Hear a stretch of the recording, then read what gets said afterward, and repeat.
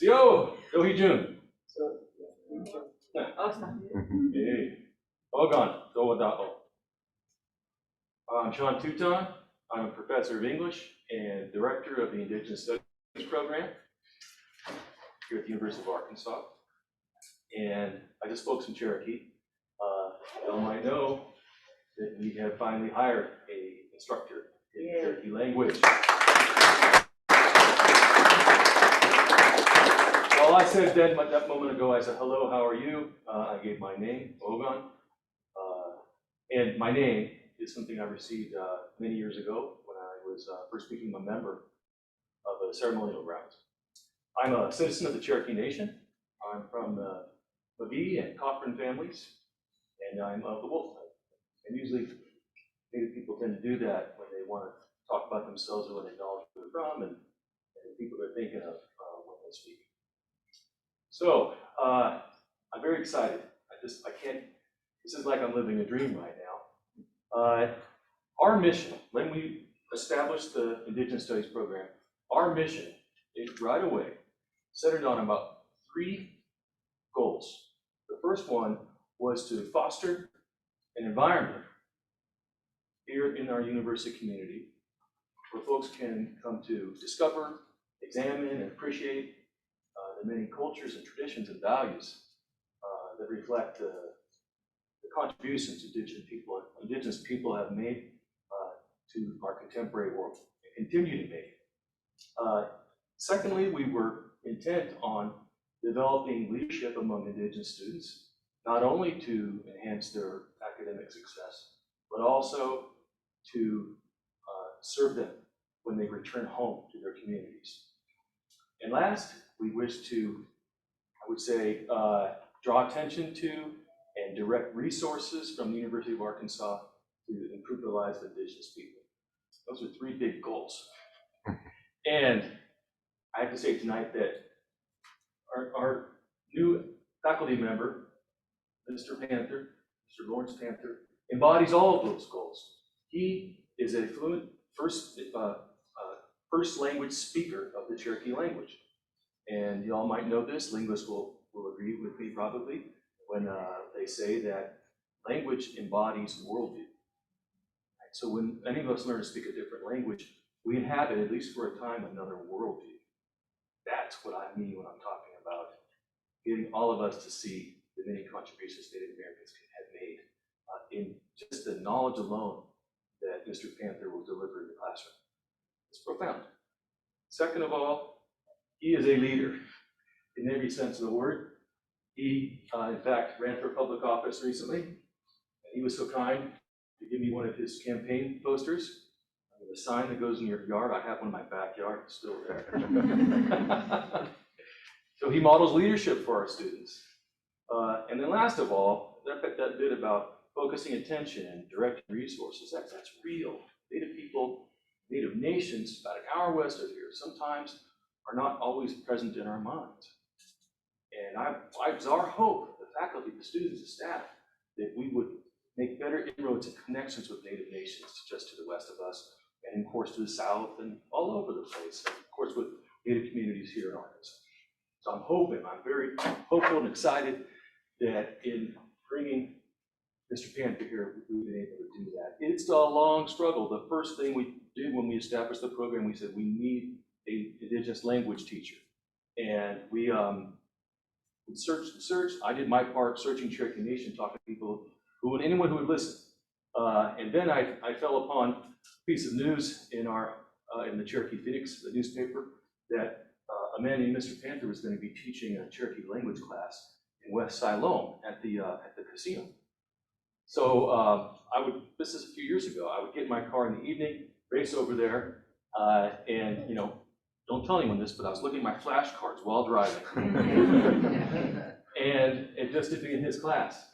I had my backpack on, which was always interesting because when I would leave with my backpack, people would walk up to me and try to touch me because they thought it was full of money. I was lucky, I said, no, I'm just in the classroom. But anyway, that's when I first got to meet Mr. Panther.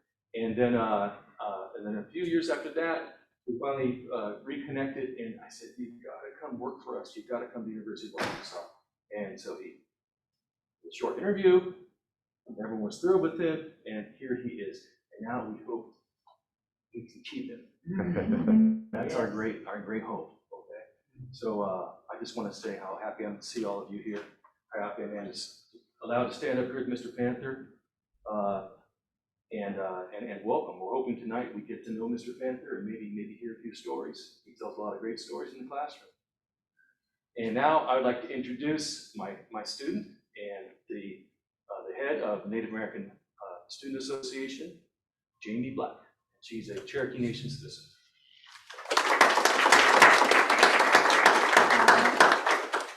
So I am the president of the Native American Student Association. And we just want to thank you so much for coming and talking to us. It means so much to us. And we have a gift for you.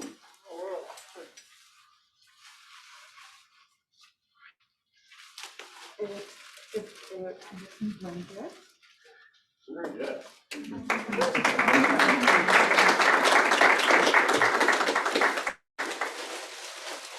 I'm gonna sleep good tonight. Yes, sir. Oh, that's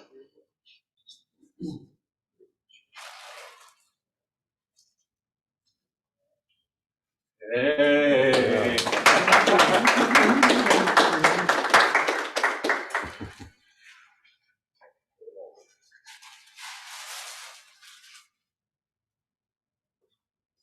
my wife knows this is mine. It'll keep you warm at night. So I don't need you to be warm. I'm gonna say that. You better not. I'm gonna take it literally, innit? Okay, yeah, like Dr. Don said, my name's Lawrence Panther, and I speak fluent Cherokee. You're not gonna take the software? Yes. I speak fluent Cherokee, and Cherokee is my first language. I didn't start learning to speak English till I went to school, probably when I was about 6 years old. And but I didn't know nothing though. I didn't know what was going on in class or anything like that.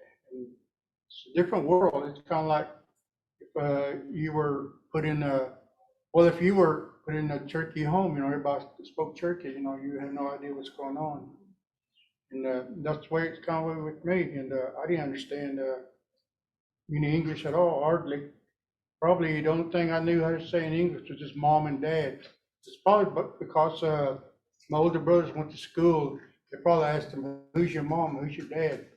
And they brought that home, and that's where I learned.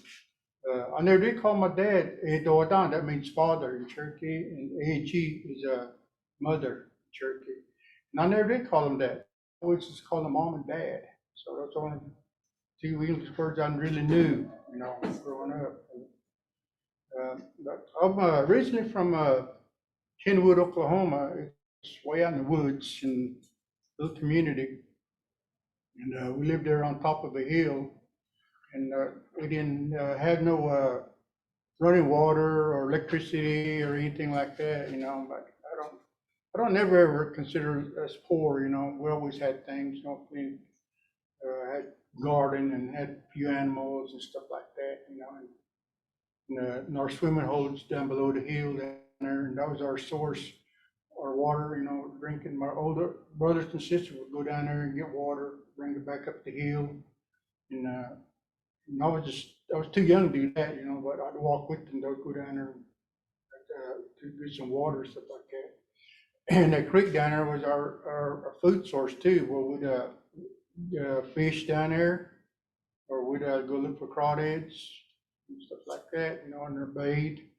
And sometimes mom would do laundry down there, so we would take utensils down there and some food, and we'd cook down there while we were down there, because we were there all day anyway. So what we caught in the creek, the crawdads and fish, that's what we ate that evening, so it's all day thing. And I was probably only about, I would say I can remember at least 4 years old, My younger brother was probably about 3 years, something like that, and my older sister 5. Nobody was older than 6 years old. We was out there, getting crawdads and stuff like that out there by ourselves.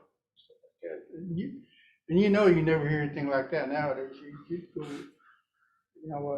you'd be in a lot of trouble, you let a 4-year-old go out and wade in the water and look for crawdads now. Anyway, that's the way it was with us, or we'd go out in the woods, go get berries and stuff like that, and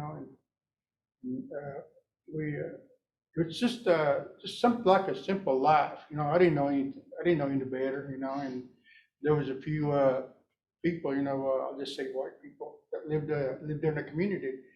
And I actually thought that was all that lived, just us, just Indians, and just 4 or 5 white people. And we'd go to the store sometimes, they had this store, and they ran the store, and that's where I just saw them all the time.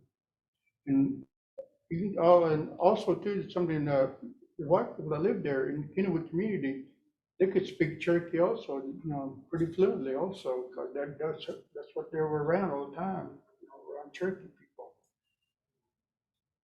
Anyway, kind of wrote a little notes here on here. This is written in syllabaries. Started Dawadon, I said my name, and I speak Cherokee, Jiwoniski, and Digilo and that means where I came from. Came from Kennewood, and then we moved to Jay for a little while, then I got sent to an Indian school, boarding school, Wyandotte, Oklahoma. And there's probably about 200 of us there and at the Indian school. And when I was about 7 or 8 years old, my mom couldn't take care of us anymore, so they sent us to this boarding school there at Wyandotte.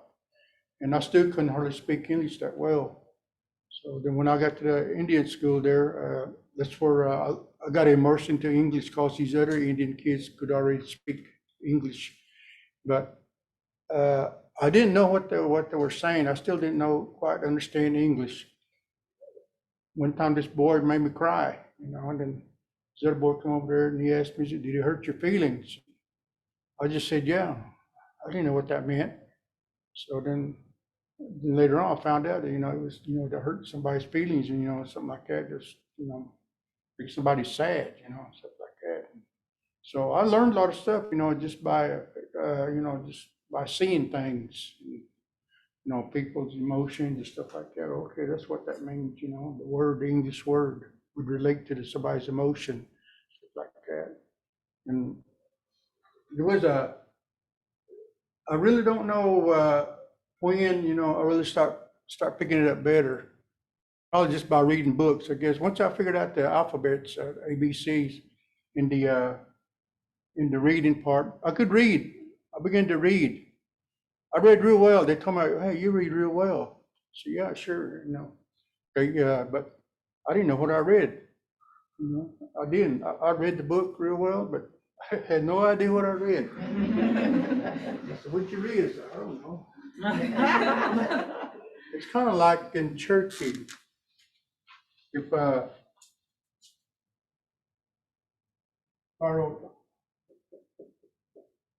phonetic,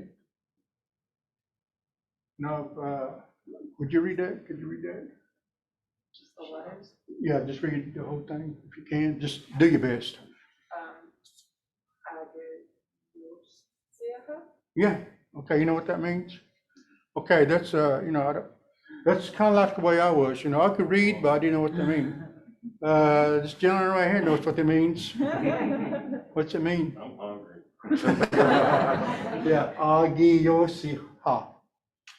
Okay. And whenever later on when some of our advanced classes, this right here would be Agi, that's you, first person. Then Yosi, your stem, your root word. Then Ha is your present tense. I'm hungry right now. That's what you'd be saying. And these are something like what our grammar, what I like to do. That's my favorite part, is teaching the grammar part. But anyway, that's phonetically right there. And,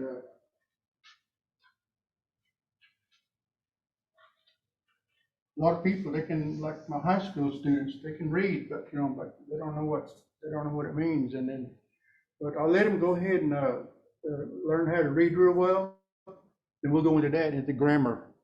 Let them know what they're talking about. Because our teacher was still a high school, and there's a lot of Cherokee community over there, and a lot of students that have heard, the Cherokee quite a bit, but a lot of them say, well, it just sounds like this gibberish to me. But then later on, when they start seeing the phonetics, they start seeing the words of the language, what they're spoken, then they kind of snap out of, oh, that's what they're saying. Then they get more interested in it, and they'll start concentrating more about the language, how it's structured and stuff like that. We have, I'm gonna jump ahead a little bit and I'll back up. You have your vowels. A, E, O, and This is all, it's like saying all or apple, excuse me, all or father, the all. And this here's an A, like saying egg. This E, this is E. Sounds like almost like a letter E, but E. It's like saying ink, sink. Then your O, it's like saying okay, or something like that. Open. And this is your U, like a double O sound. And this V is a sound, like kind of like saying up or under. Okay. You'll have to learn these vowels here real well to actually, to learn how to read and speak. 6 vowels here. Okay,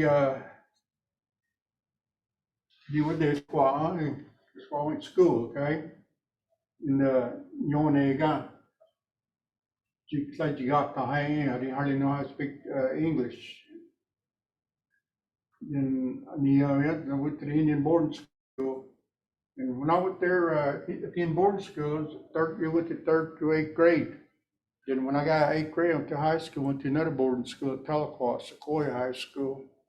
And I graduated from there. And I went on to Western Oklahoma and worked out in the oil fields out there for about 5 or 6 years, something like that. But in the oil field kind of went bust, so I moved back. And by that time I moved back, from the time I was about 8 years old to about 25, in 17 years, I kind of had, language got away from me. But I could still understand real well, but I just couldn't speak. When I got back, we were around Jay in that area. Everybody else was still speaking real well, fluently. And I was having trouble, my tongue wasn't there. I had trouble, trying to say what they were saying. So I had to keep practicing, just saying. They'd laugh at me every now and then, because I couldn't say things right. But I could understand them real well, though, what they were saying. I just I couldn't speak. And okay, I kind of almost thought about, well, I'm not going to ever retain it. I'm just going to start speaking English. That's what I thought. But I was around them too much. I said, no, I just kept working at it, and I finally picked it back up pretty good. And so it got to where I could speak fluently again with them, and we're just about with anybody. But you have these dialects also too, and sometimes you have different dialect with somebody, but you can still I can still understand them. You have to kind of listen real close to what they're saying. Like for instance, Stillwell area, they have a dialect of, say, a car. They have there's about 5 different ways you can say car in Cherokee, and Stillwell they'll I'm gonna write in phonetic.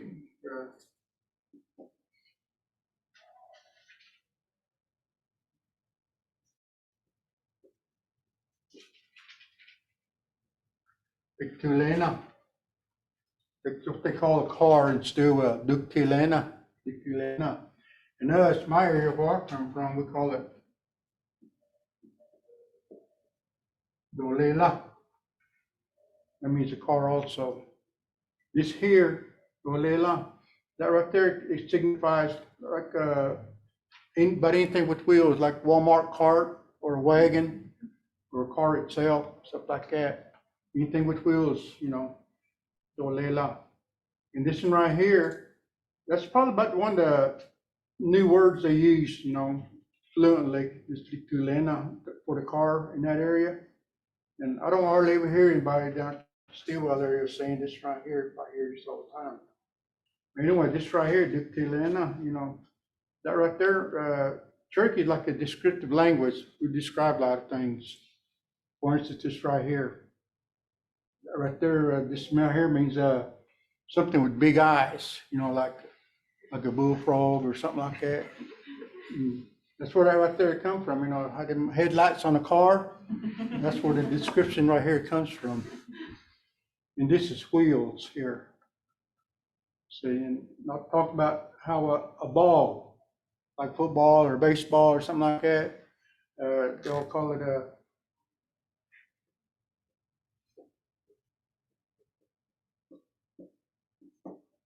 squaw testing. Ball. That's ball, like football or baseball, basketball, any balls, squaw testing.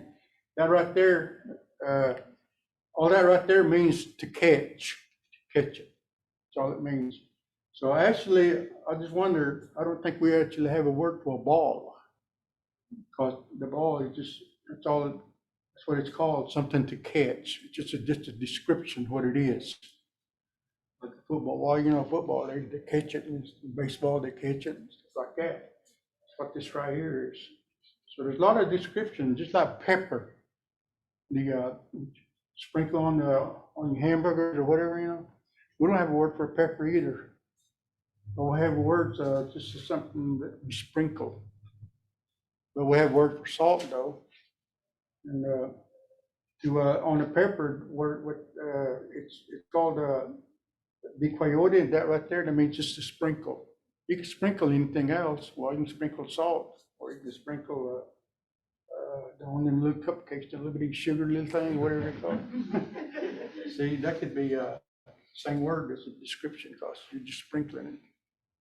But like outside a while ago, when you're sprinkling, you can't call it that though. You can't say it's peppering outside. Astudlint, that means astudlians. What that means when sprinkling, it's just barely something that's wet or like a sprinkler. Okay,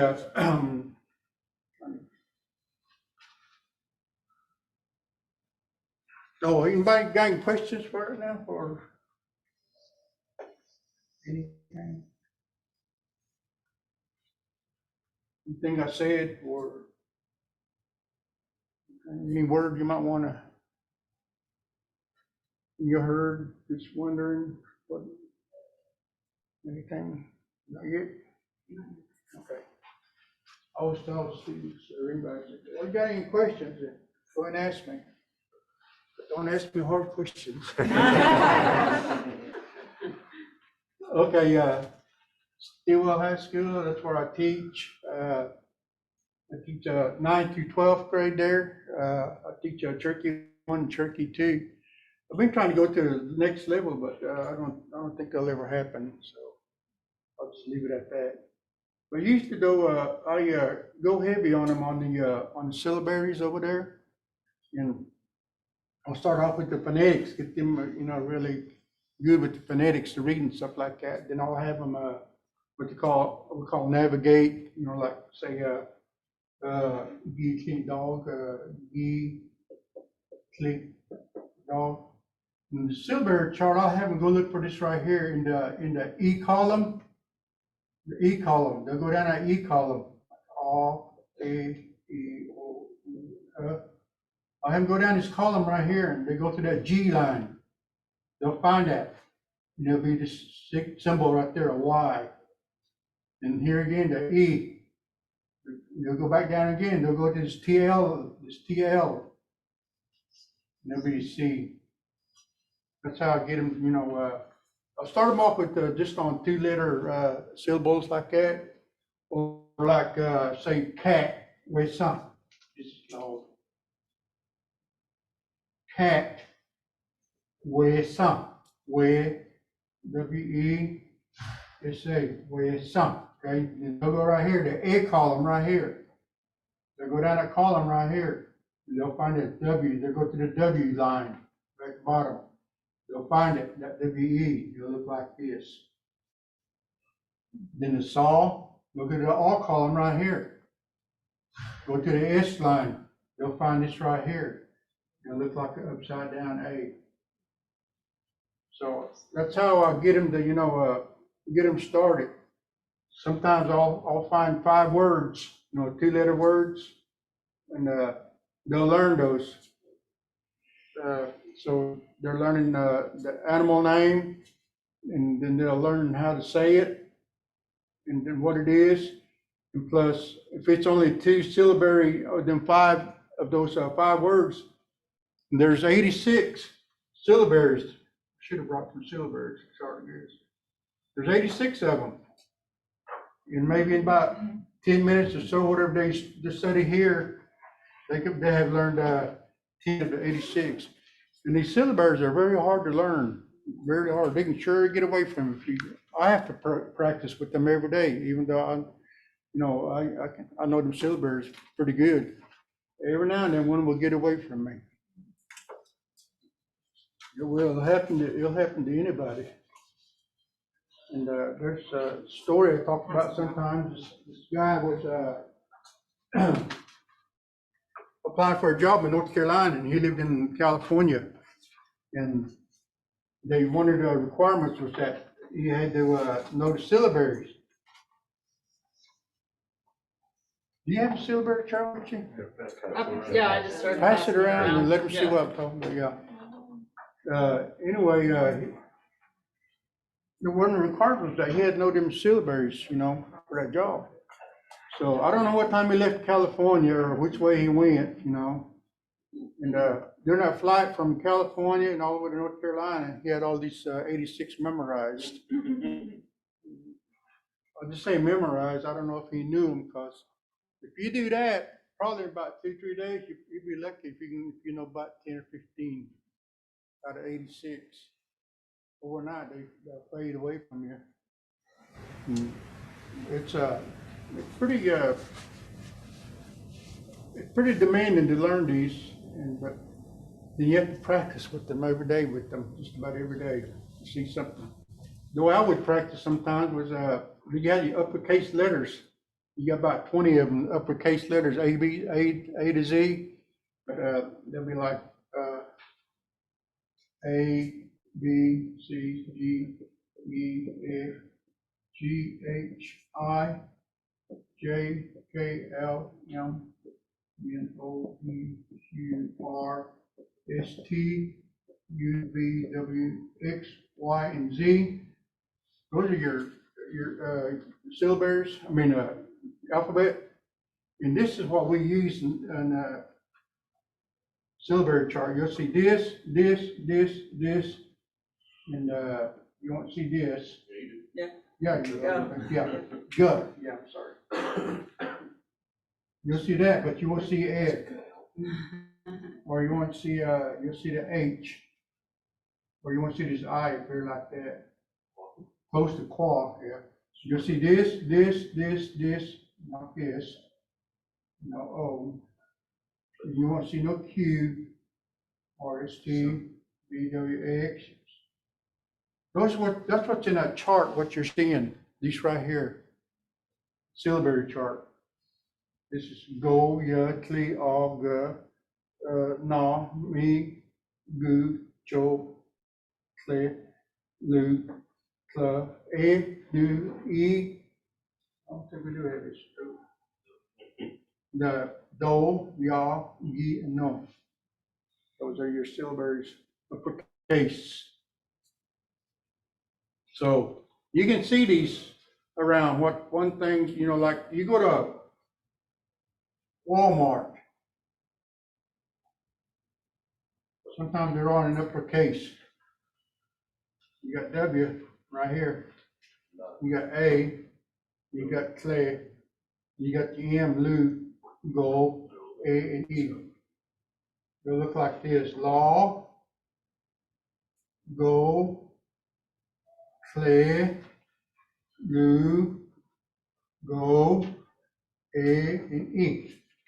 But of course, you don't say Walmart like that.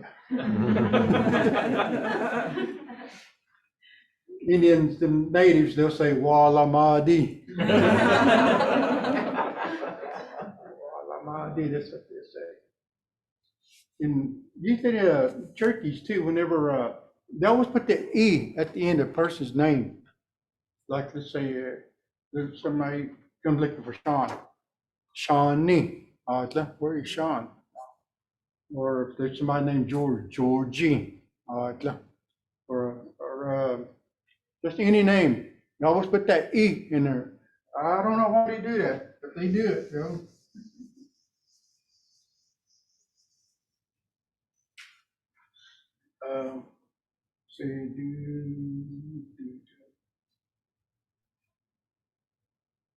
Okay. When I was learning syllabaries, I got hurt on job. I got hurt pretty bad, I guess. And, so anyway, I was off work for almost a whole year.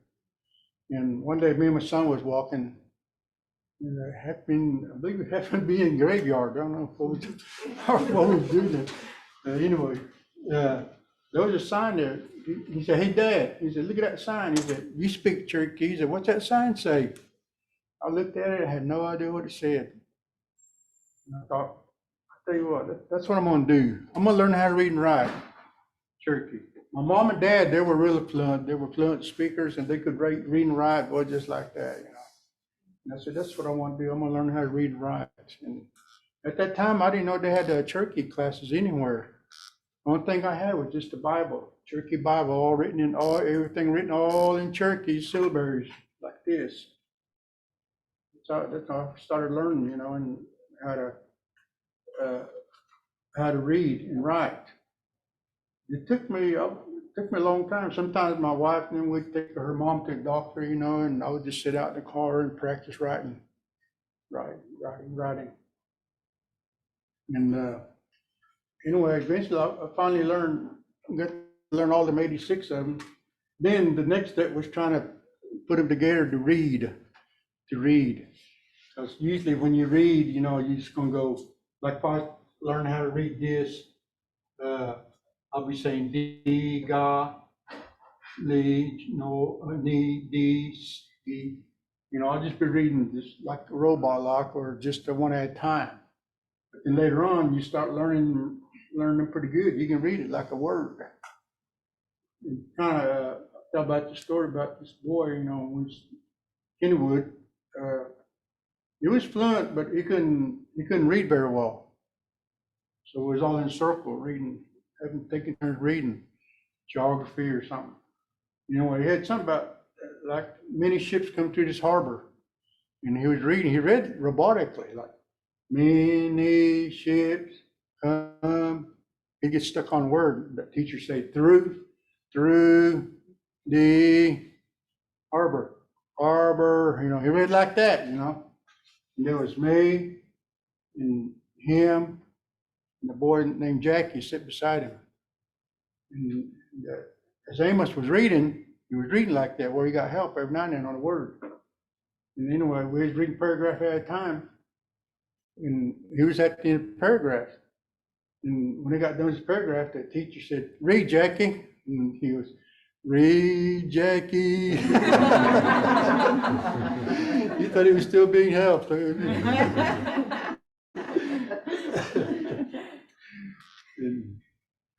Okay, yeah. Any questions? Yes. Yeah, Mr. Panther, thank you so much for sharing your personal experiences, your story, and how you teach. That's phenomenal. Just a quick question. So what advice do you give your students when learning Cherokee? Because I've always been taught, like, if you don't use it, you lose it. So what kind of advice do you give them to keep the language on and keep it going, what they learn? I'll tell them a lot of them have most of them, their parents don't speak, but the grandfathers and the grandmothers and all them, you know, the elder uncles, they speak. I tell them, listen to them, go to them, go ask them anything, you know, anything that's, you know, it's on your mind, go ask them, they'll tell you, you know, first they probably won't they'll kind of neglect you, Cause that's the way it is with a speaker. Sometimes, somebody comes over and asks them some things like that, they'll just, say, they're not interested, like that. But, I always tell them, nag them. Then after a while, they'll say, oh, okay, they're serious then. Okay, then I'll have them, like them letters I was talking about, that Walmart and stuff like that, syllabaries, anything, just ask anything, keep asking. And I'll jump onto this right here, that relates to your question. The reason I enforce that is because I believe now there's about 400,000 citizens, Cherokee Nation. There's about 400,000 now. And then about 4 years ago, they did a survey of the speakers, fluent speakers, kind of like me, who were born into it and learned English later. There's only about 3,000 left out of this right here. Then this 500 I got underneath there. Those are those people. About 500 of us can read and write who are fluent. Just 500 of us. But there are students, who can read and write, but they're not. I'm just talking about fluent speakers, people who learn how to speak English later on. Yes. I have a question about these numbers. Okay. Do they include obviously the population in Oklahoma, the Cherokee Nation there, but also in North Carolina? Mm-hmm. It Yeah. represents the whole population. Yeah. No, this is just Cherokee Nation here. Okay. But it's not just in this 14 county area. It's all the United States and the whole thing. And I have a related question. Okay. How similar is the Cherokee language spoken in the Cherokee Nation to what they speak in North Carolina, the Cherokee community there? Yeah, Cherokee Carolina, they do have a different dialect, And by the way, I think there's only about 14,000 Cherokees over there. And there's only like maybe 200 speakers, out of the 14,000. Then the readers and writers, I don't know how many, not very many, I know that, who are fluent. And one of the examples, North Carolina, the Eastern Band, they call them Eastern Band, there, is that like we use the TL, like say club, like my name club, that's the G, that means panther, or any big cat, like a lion, tiger, leopard. And anyway, North Carolina, they don't use that TL. They write it like that. One day when they come over, one time they came over, they gave us a word list to look over. And I saw this, it had TSB, TAD, TSI, Chotachin. Yeah, Chotachin. I said, hey, let me spell my name. And I started looking down the list. Sure enough, every time they had this TL here, they had TS. That's how they use it. Chotachin. If they said Hadla, where down? Hadla.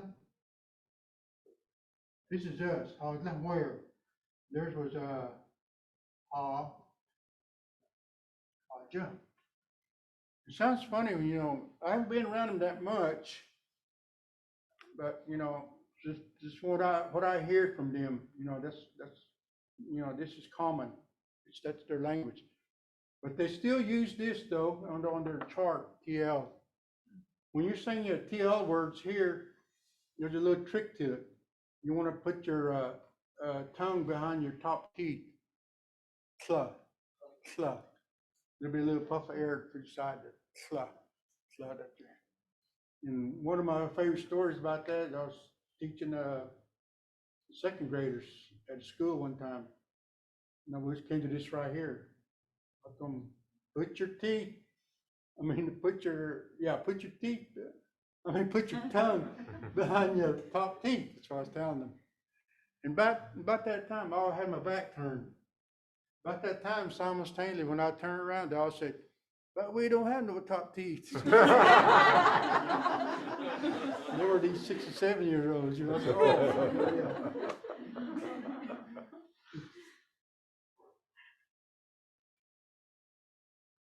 Yeah, I have to kind of, I learned how to kind of look around first, you know. The other thing they did one time, I was teaching these elders. They were about in the 60s or 70s, you know, and I was teaching them, said, okay, this is how you say your grandma. Grandpa. Oh, wait a minute. They don't have no grandma or grandpas.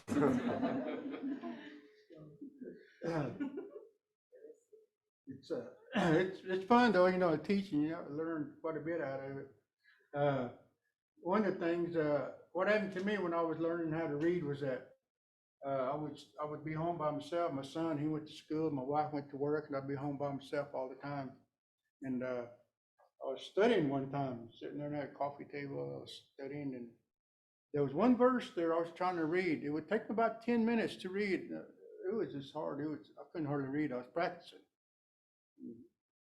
And I kept thinking, well, I guess I better take a rest. So I sat back. And a few minutes later, I looked back down there and said, well, I'll get back to studying. And I looked down there at that Bible. All of a sudden, all those symbols, those characters, the letters, I mean, the characters on the Bible, they all come up off of there. I mean, not literally, I don't think anyway. I was freaking out. I was freaking out at that time. Anyway, those letters come up, they start floating around. I could see them, real just as clear as I could see, these here. I thought, wow, what's going on, and they were just floating around all over. And pretty soon they start disappearing.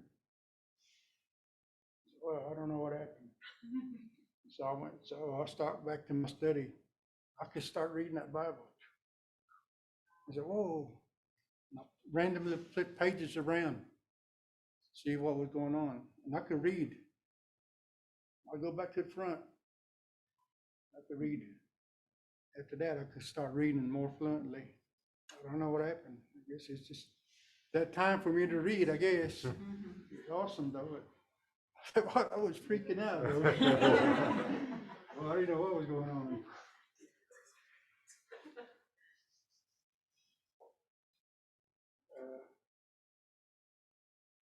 Anybody else got a question for me? Yes. What was the word that you used to say where you grew up or where you were from? And what does that mean? Because I always heard Awatessa. Oh, okay, yeah. What's the difference? Yeah. Yeah, it depends on sometimes how a fluent speaks about it. Awatessa.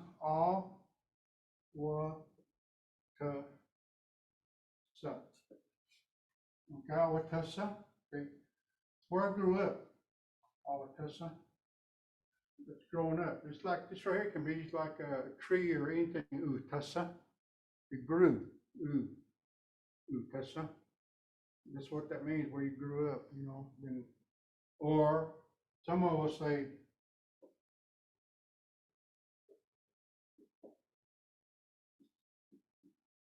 oh, they need to learn.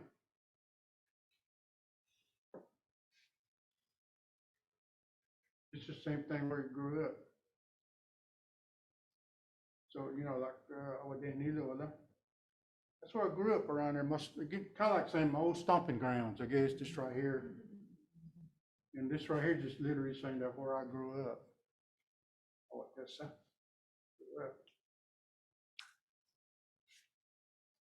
Is that what you was asking?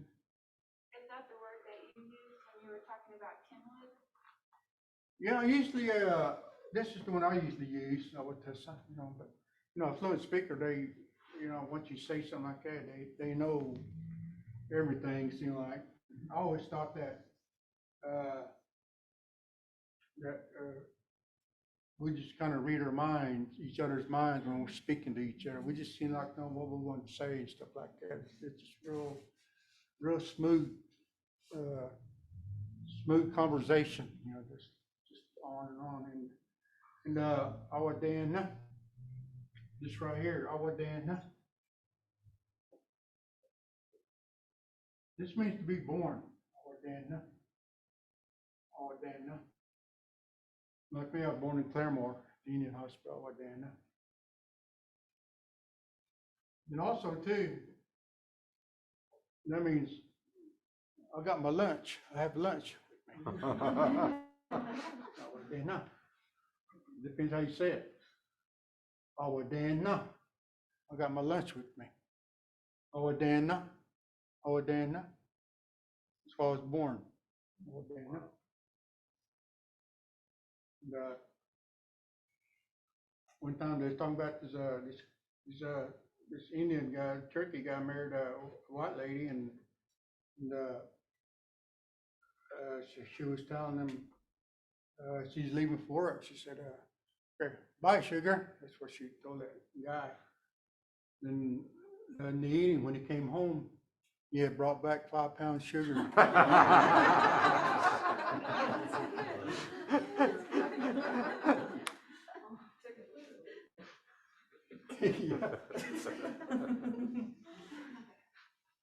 Yeah, there's a lot of humor, in Cherokee and stuff like that. You have to be careful, how you say things sometimes too. And talk about how these people at church, they chief officers a year later, and this word here, G, Ya, Shu, Yes, G-I-C-S, to choose, okay? Okay.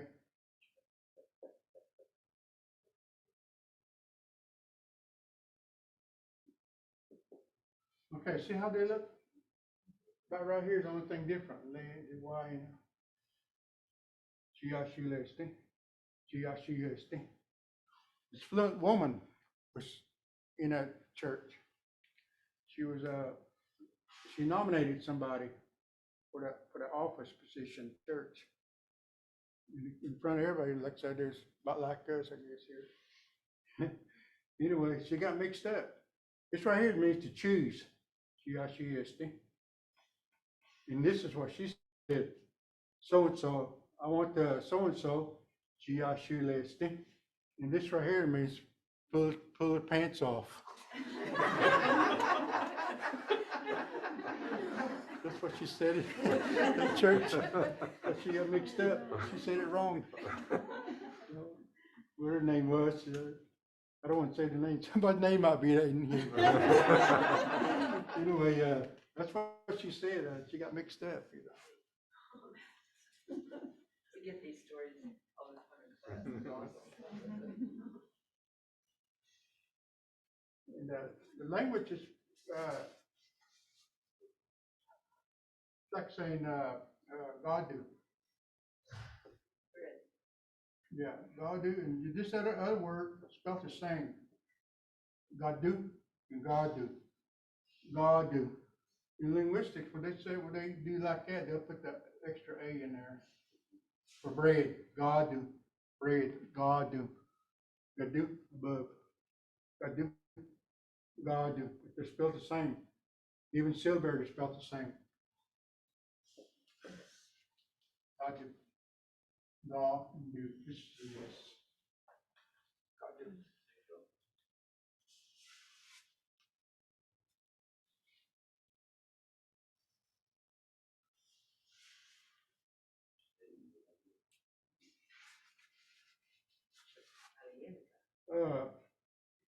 How long do we have? 7:48. As long as we need, whenever you're.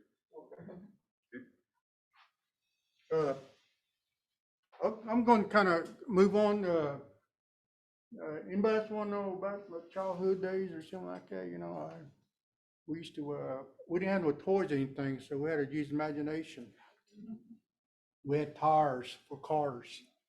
We'd roll them around. One time my brother was talking about how the older ones had tires too, and everybody had a certain tire. That was their car, like your own car. One time they said, they was at the friend's house, they rolled their tires over there to the friend's house. They drove over there. And, anyway, while they was over at the friend's house, somebody come over there, they said, hey, there was a accident over there down the road a little ways, from that friend's house. So instead of them, the mother, brother and them, they all start walking over that way, going toward where the accident was. Except that one girl, she got about halfway, she ran back to her house. We got her tire, rolled it over there. And, me and my brother, we used to put dirt in there, in the tire, and all that dust to be flying out. And when it turned to pebbles and stuff like that, we ran out of gas. So we'd stop. And if I had some dirt in my tire, I'd put it in there. We'd both push that tire, get it going. Like that. Pretty much, we imagined a lot of things. And one other thing that kind of came true for me was that there was an airplane. Airplanes fly over sometimes. I used to always wonder, what's it look like from up there? One time I found a mirror, broken mirror. I just put it up here, looked up there and looked down there, and I said, hey, this all acts like this is an airplane. So I walk around, with that mirror like that, and then years later, I got on an airplane, it looked just like that. You gotta try that, get a mirror, go like that, walk around. It's like your cheap flight.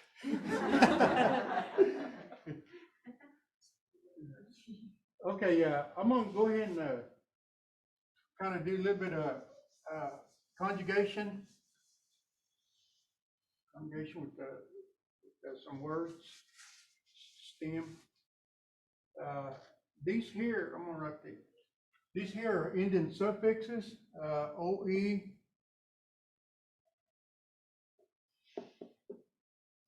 all, and E, and SD. Kind of run out of room over here. Anyways, OE, that's a habitual. Something like saying it's always hot in summer, Christmas is always in December, and so forth, something habitual. Okay, and that A, the all, that's a present tense, like right now, like I go say, what we said a while ago, I'm hungry right now. Okay, OE, that's a remote past, something that happened yesterday or a few minutes ago, or 10 years ago. Remote, it's not giving me a specific time. Okay, then ESDI, SD, that's a future progressive, something that's going to happen. I'll be at Walmart, I'll be at the ball game, but you're not getting specifics, kind of like that E. Those are your Indian suffixes, 4 basic Indian suffixes there. That's what I usually teach over at the school. Because once you learn them, then you learn your prefix here, which I'll show you a couple of them, and your stem. You learn the prefix and the Indian suffix. You get real good idea what's going on, because these are verbs. These are action verbs. You'll get a good idea what's going on. Okay, let's say G. That's first person. That's yourself. If I'm going to say anything, I'm saying G. Cherokee, okay, G. Like right now.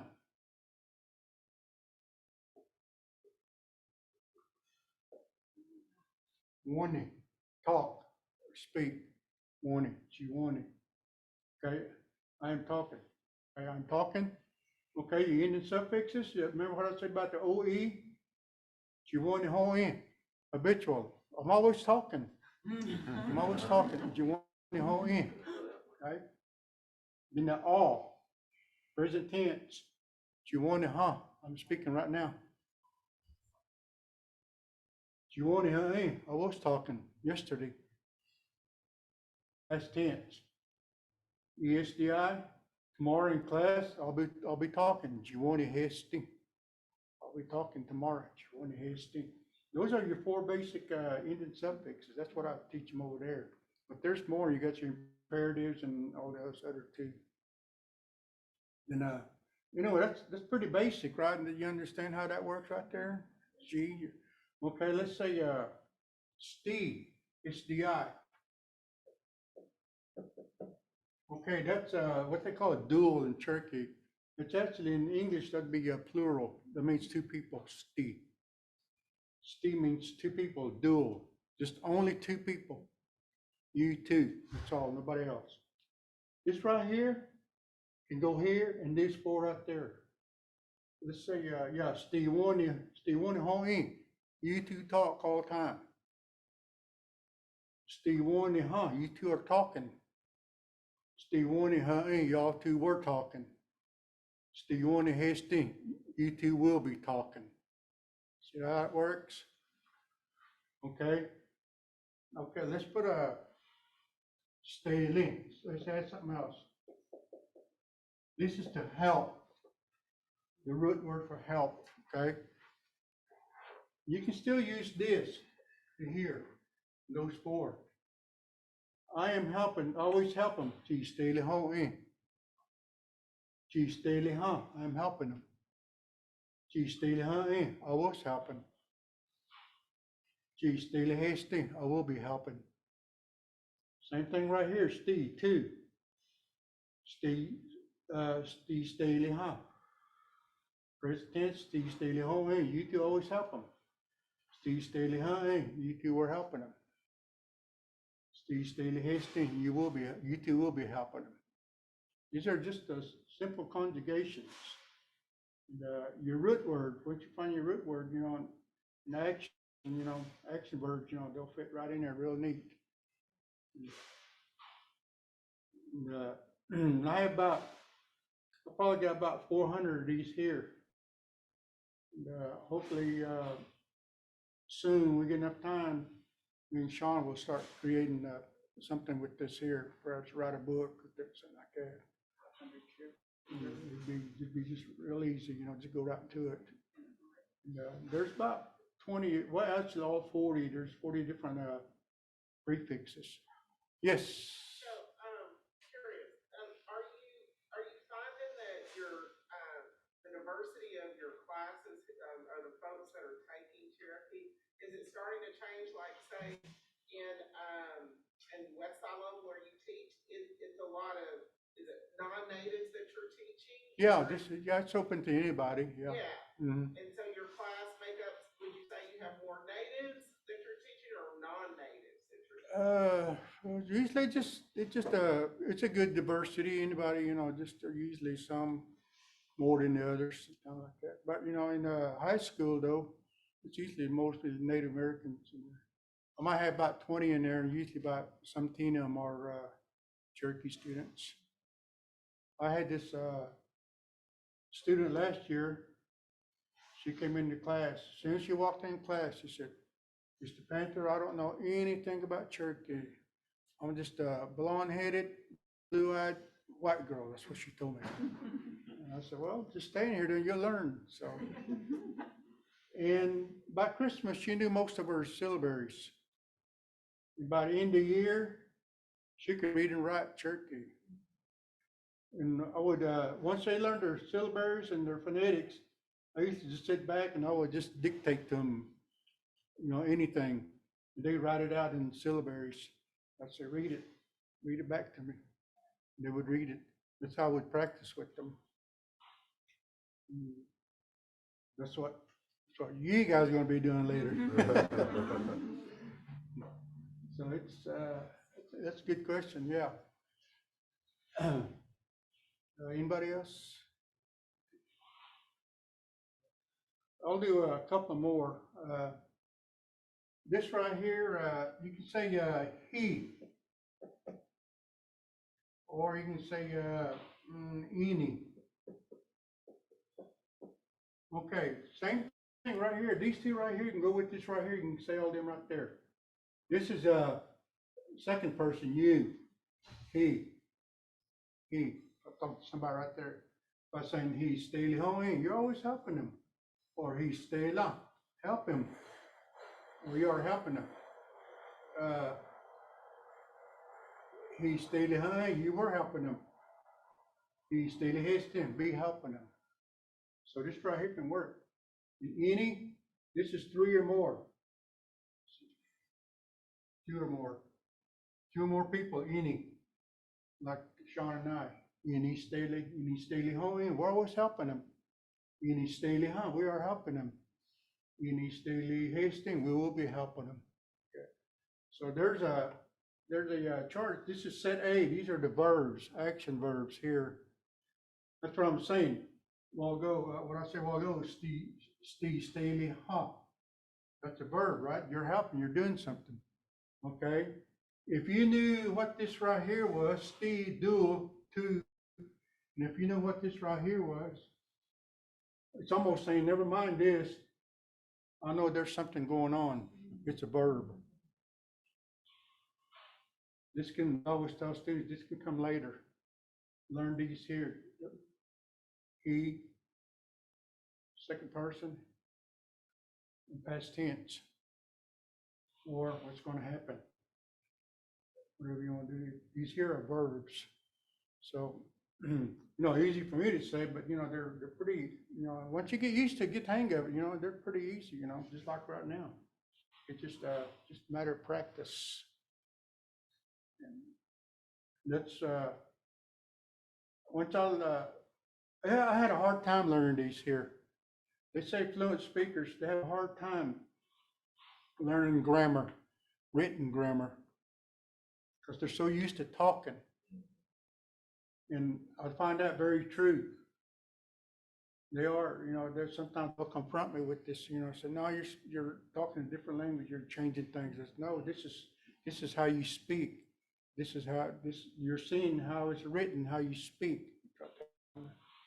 I taught one class at Stillwell where it was the opposite. All my students, there's 5 of them actually, they could read and write in Cherokee, syllabaries. They could read and write syllabaries, but they didn't know how to write in phonetics. So it was a reverse on that. And that was kind of tough. I had to get them to know the sounds. They knew the sounds, but they didn't know the sound either. They tried to say hi. He. Hi. And it's sometimes, that's where I get a lot of my experience, stuff like that, teaching community classes and places like that. Really getting young kids with no teeth. And, anyway, it's all the diversity, teaching. This is what helps me out, and I'm just so happy. I'm so glad, that I'm here. I can almost cry, to be here. And thanks to Sean and everybody else did hard work, and I'll jump on it. Yes, I'd like to. And, but anyway, probably your second semester next time, because I want them to know they're pretty good. Their syllabary is pretty good, and they're definitely know their phonetics to get a good grasp of this right here. And what I also too, once the students once they get pretty good grasp of them, we'll write a little story, or we'll get a little story, and it'll have something like, let's see, okay, no, stop. Okay, there's a story about this little boy. It's he's ready, he's prepared, and what we do, the story that's talking about that guy named Will. We'll break it down so I can get them to understand what the story's about. Like, ooh, third person, ooh. If I'm telling you, that person over there, 1, 2, 3, ooh. See, we're talking about Will, ooh. Okay? And you got your all, see, present tense. And this is ready, So I explain things like that to them, break it down, so they can understand better instead of just, just telling them, okay, this means that, and forget about it. I usually break it out into little things like that, because usually every one of these syllabaries has a significance in the language. describes something.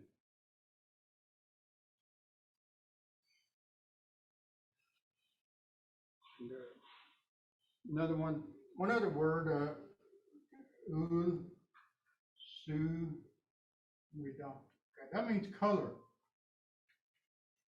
White, blue, whatever color. I mean, what color shirt I got on? Blue or black? I just put it on. Anyway, you'll see what that means color. Okay? And also too, I'll tell them that, ooh, just right here, just a moment ago, I told you it's a third person. Well, also it describes you an object too, what it is. Ooh, let's see it done. So it can be an object. Same thing right here. That car is red. You'll see it done. See, that car is red. Maybe blue at the wall, but right now it's red. You know? See that all present tense. See stuff like that, little things like that. That's why I'll teach them. And also, like let's see it done. Okay. Another word close to it is da, we, su, is, ga.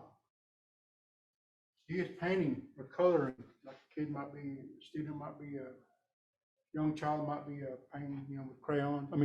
Coloring with crayons. Da, shu, is, ga. Okay. Also, this right here means dog barking. One time I wrote a little thing on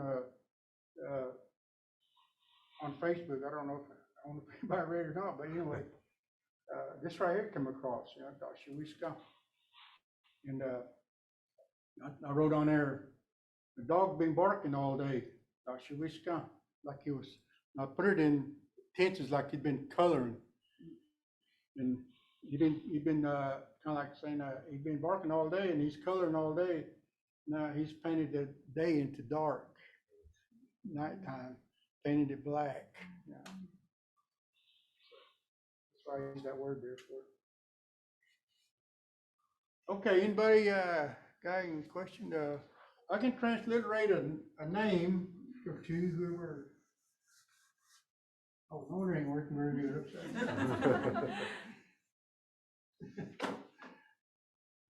Okay, yeah, let's give okay, well, Sean, some people have Cherokee names already, like somebody gave Sean the Cherokee name, Ovana, that means groundhog. And usually they say that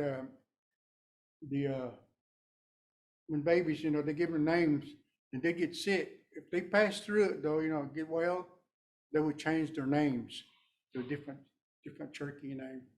Me, there was 11 of us in family. And I was born twin with my sister, but my sister passed away. And but I'm the only one in the family. The whole family don't have a Cherokee name. All my brothers and sisters have a Cherokee name. I was called well, they still call me. My kinfolks call me Andy.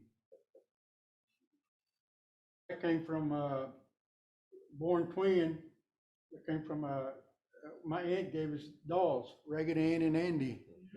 So I'm named after a raggedy doll. And my sister, her name was Ann, and actually Florence, but they call her Ann for a short time. And, anyway, like I said, when I went to go to school at Jay, I didn't know my name was Lawrence. I gave them this. One day they come looking for me. They couldn't find me because they was looking for Lawrence, and this is what I was using. My cousin happened to be with them. They come to the room and they said, "We're looking for a Lawrence Panther." They said, "Well, we have an Andy Panther." And my cousin goes, "That's you." I learned a new name and longer name. So, that's what they still call me, Andy. A lot of my kinfolks still call me Andy.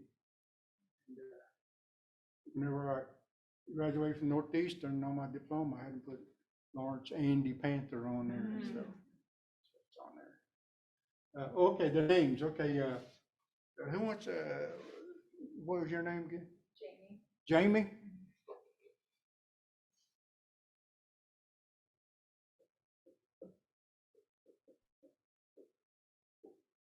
You don't really say this as is transliteration, Jamie. I have my Cherokee name from my grandma saved on my phone, but I'm not sure what it Okay. translates. Yeah, some of them, actually, this is just transliteration.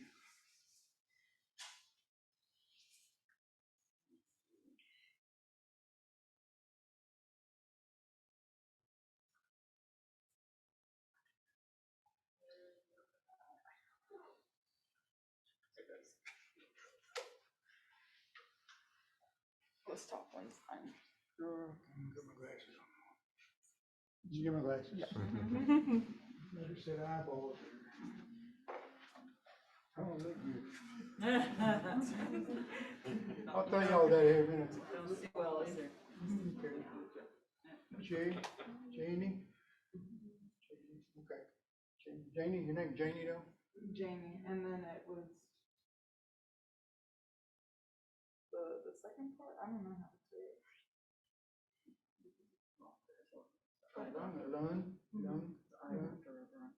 Loon. My middle name is Lynn, so I don't know if Oh, Lynn, okay. that was what she tried. Janie Lynn, Mhm. okay. I don't know, my grandma wrote it down. Janie, okay,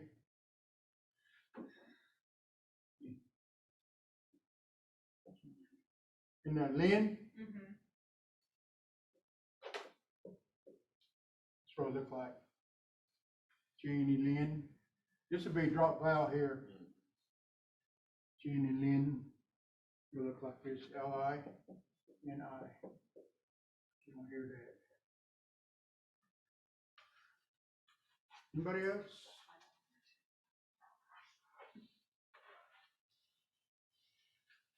I'll tell you what, I've seen some, if you ever get a tattoo, make sure you get with the fluence. I've seen some bad ones. I've seen this one guy had tattoo on his back of his elbow. I looked at it and I said, am I reading that right? Then and I kind of just eased my way around, see what he had written on there. And I don't know if that's his real name or not, but he had a poop on there. In Cherokee. I didn't say anything to him. My middle name is April in Cherokee, so Kobani is how I've Yeah. always pronounced it. Yeah. But my grandpa would always joke if you pronounce it wrong, it would be duck instead of Yeah, it is. April. It's Doug. Yeah, Doug. Yeah. So you don't call you Daisy though, does it? Daisy Doug? Yeah, come on. Yeah, that's part of the month. Yeah. Professor Panther, can you talk about, you talked about it before with the tattoo, but can you talk about love in Cherokee? Oh, okay. Yeah. Okay. Hey. Yeah. Okay, they talk about this here, love, Cherokee, gay, you. This, in Cherokee, they say, I love you, that means I love you. Love, I love you, gay, you. And, but then, if you break it down, if you say, ooh, gay, you, or jaw, gay, you. This is ooh, third person, jaw, second person. I'm telling Sean, or not telling Sean, Chagaya. Just hear him, Chagaya. This is in set B right here. This is set A. Ugaya, something they possess, something like if you, I don't want them to borrow my car, or I don't want to give my last $5 to them, Ugaya, see, that it is, Ugaya. And see, if you're something like that, if you're saying, no, I don't want to give my $5 away, are you saying, I love my $5? That's what I always kind of, thought about it, I guess it depends how you want to say it. Chagaya, like your car, you don't want to loan your car out. Chagaya, you must love your car. I guess you can, but it's not really, it's not a living thing though. There's only concerns with the living thing here. But, Valentine though, you'll see a lot of this right here in Cherokee. But my sisters always say, be careful, you know, in Cherokee, you know, it said, the doctor's testing, you know, you know. So I always just took it as like, you know, well, she really cares for me. Some people say really cares for you. Or if you go back to this, if you say this here, they really care for it. It just kind of depends how you want to say it. And, another one is some words we don't have, like saying good night, good morning. Some people say, "Oh, it's the synonyms," but it's still literal. We don't really use it. I don't anyway.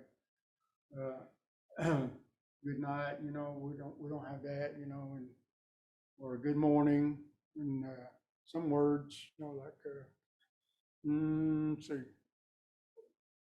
Well, let's go back to that good night or good evening. We don't have that, or good day. Like Durbin Freeland was talking about one time. Somebody was asking him, well, they asked him like, how long have you been married? He said, oh, it's about 30 something years or whatever.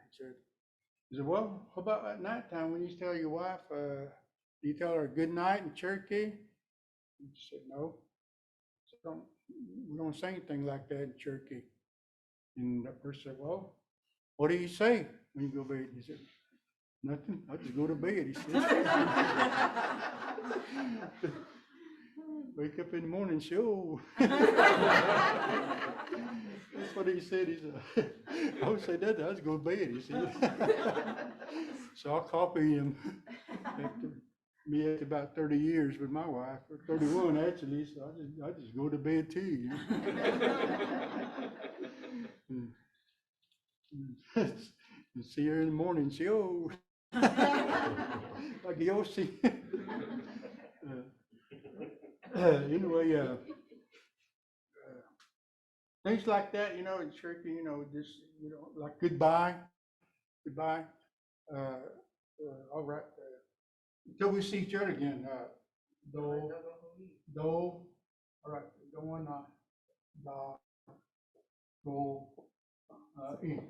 you and I like this one-on-one, like I'm telling you. Don't it all go on? Everybody else excluded, just I'm telling you. Okay. This right here is do, da, go. Spell like this the same. What that dog go on? This is like if I'm telling you everybody now, or if he's telling everybody, or if you're telling everybody, what the dog on? This is one-on-one. This is singular. This is plural. Right here's your plural, da. And you got da one right there. So I always tell people the difference. What did I go? Because we can't really, we're just saying toast each other again. We're not really saying goodbye.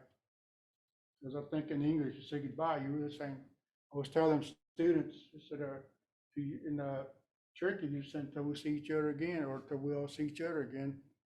But in English, if you're saying goodbye, you know, like it's like telling your boyfriend, goodbye, I don't want to see you no more. You know? You don't want, if you break up, you don't want to tell them, well, I'll see you later. It's goodbye.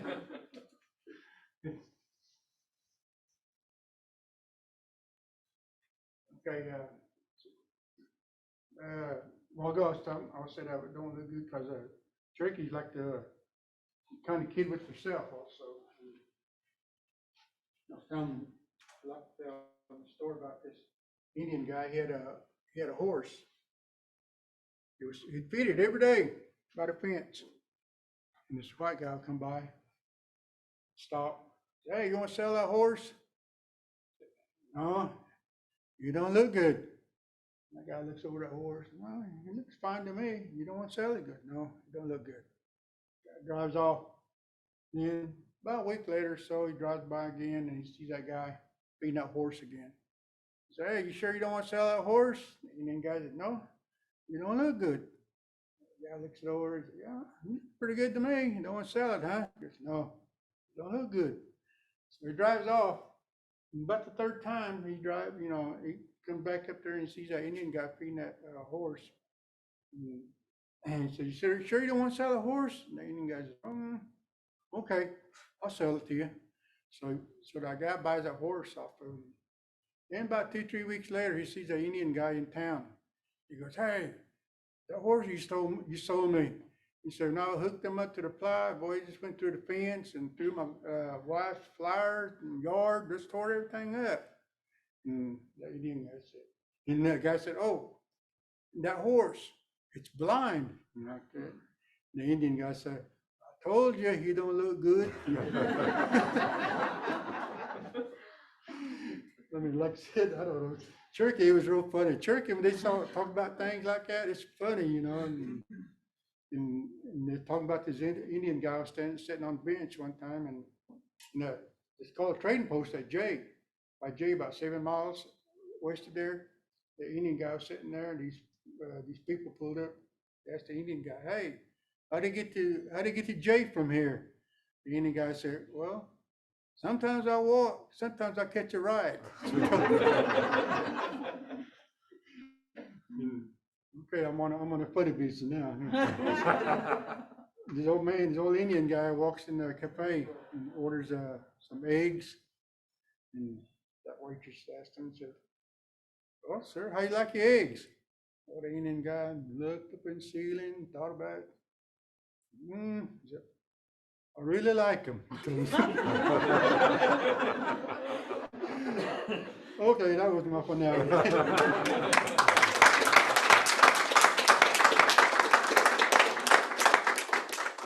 Now you say, "How you like Cherokee?"